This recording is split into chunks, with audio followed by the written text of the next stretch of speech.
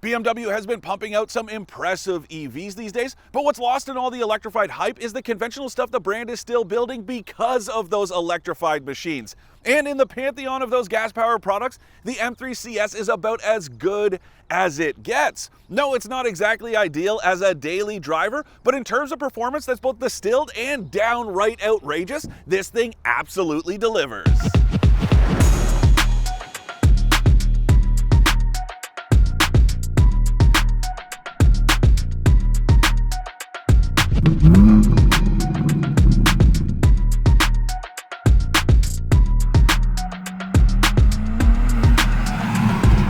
For more expert car reviews, don't forget to share our channel and subscribe so you can catch some of this and maybe even a little of that.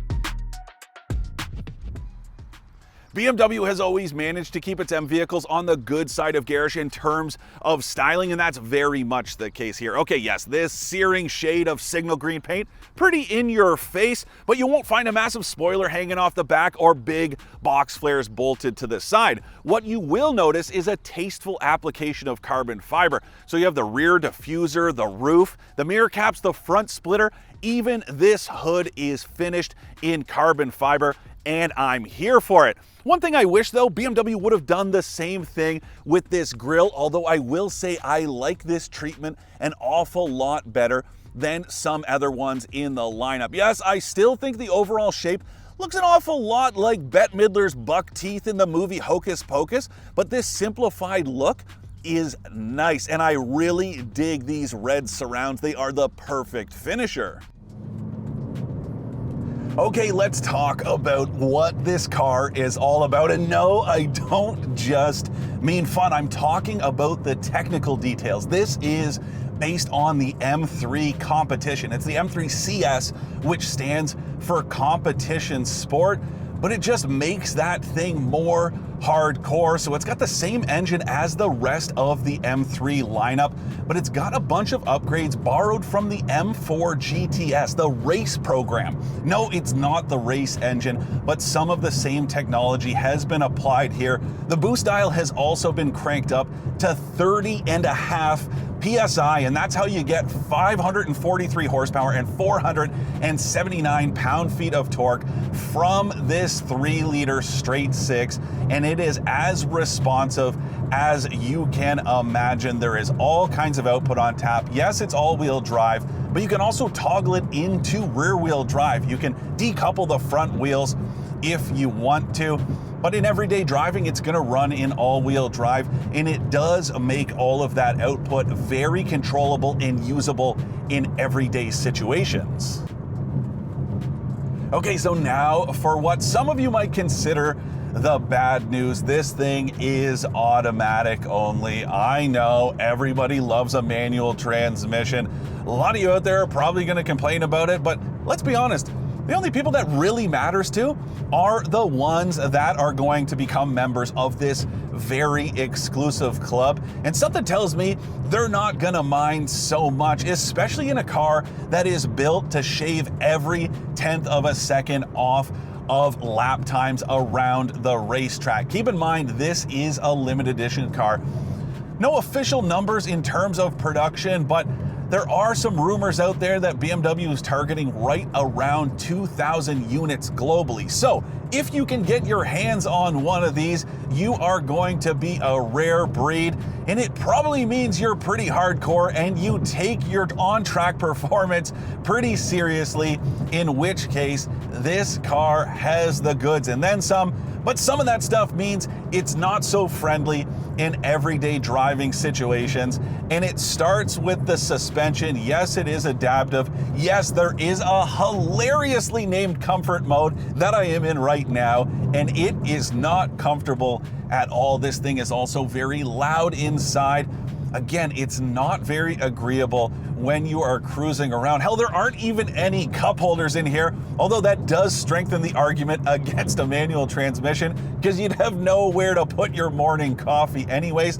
There isn't even an elbow armrest in here. No console bin lid cover here to rest your arm on. This is all about having both hands on the wheel and focused on nothing else but what's going on in front of you. Now that's the kind of stuff you are going to expect for the $148,000 starting price for this M3 CS in Canada. Options, very few. This paint job and carbon ceramic brakes, that is about it. For that money, you are also getting a very cool transmission that doesn't just do the usual stuff. You don't just toggle it into sport mode or leave it in normal. There are these drive logic settings, so you can actually toggle through 3 different behavior profiles that go from smooth to responsive to downright power shifts, and you just use this button here on the back of the gear selector. But that is a point of contention for me. I don't love the way this thing works, again, in everyday driving situations. I'm just not loving the user experience here. You have to hit this button to put it in park, and then you have to shift it over to the left and up for reverse, and then back down and over to the right for drive, which you also have to do in order to put it in park. It's just a little finicky, but then again, the reason it functions this way is because it works like a sequential shifter when you want to do it manually. You just move it back and forth. You move it forward to shift down, and you move it backward to shift up. Very cool. Of course, there are also paddle shifters, or you can just let the transmission do its own thing. Now, of course, there are some different drive settings that start with these buttons here on the steering wheel. It's all customizable. Nothing is necessarily preset. So you go ahead and you hit this button down here. You can call up this menu, and that'll show you all the different parameters you can adjust, and you can program each button on the wheel to pull up those programs at the press of a thumb. So this one on the left side, I have it a little bit more mild. The suspension is still in comfort mode, but the powertrain is in Sport Plus. And then on the right side, I've got to hit it twice to confirm that I want everything and then some. And that's how to really open this car up. And it is just so incredibly responsive. Yes, it's loud, but all of those negatives I talked about in daily driving situations, they suddenly become positives because you can feel every pebble and crack on the road through this steering wheel. All those noises, they help tell you what's going on. And this thing corners like an absolute maniac. It's so responsive. The steering is so quick. It's like a water bug, the way it changes direction. It just darts around so quickly. This is a proper sports car hunter. I'm talking Porsche 911 territory here. Yes, it's disguised as a sedan, but this thing is an absolute weapon. This thing just drills down into the basics. No, you don't have fabric door pulls. It's not that simplified. Yes, these seats are still heated. There are creature comforts in here. All the carbon fiber, yeah, even if it's just for looks, it's super cool. It sets the tone. It matches so well with the rest of the car, not just the looks. I'm talking about the drive experience, the powertrain, the suspension, the steering, the brakes. Add it all up, and this is an incredibly immersive car. And then when you factor in how exclusive it is, this thing has Future Classic written all over it. To recap, I like how communicative the M3 CS is, how understatedly sinister it looks, and how customizable the drive is. I don't like that there aren't any cup holders inside, the way the gear selector works, or how stiff and loud it is when you're cruising around casually.